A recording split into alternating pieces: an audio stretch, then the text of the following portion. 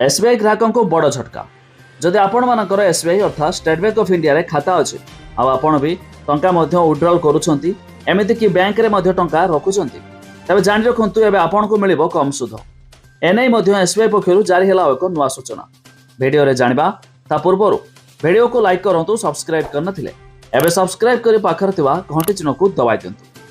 देशर सबुठारु बड़ बैंक एक बड़ झटका देछि।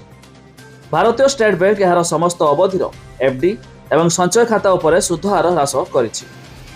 एसबीआई समस्त नियमित एफडी योजना सुध 25 बेसिस पॉइंट एवं संचय खातार सुध 50 बेसिस पॉइंट ह्रास करिछि।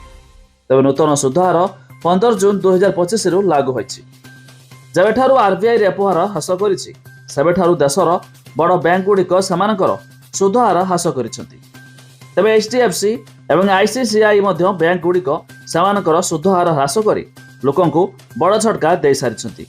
एबे एसबीआई मध्य सुध हार ह्रास करिछि जहा सुध माध्यम रे लोकंक आय ह्रास करिवो। तबे भारतीय स्टेट बैंक समस्त नियमित एफडी उपरे स्थिर जमा सुध हार 25 बेसिस पॉइंट ह्रास करिछि।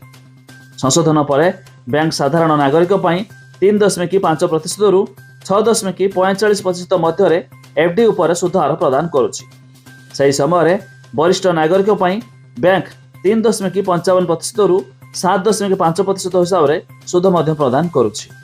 तबे आपणकर स्टेट बैंक ऑफ इंडिया रे अकाउंट अछि कि नाही ता निहाती कमेंट करी जणाबे।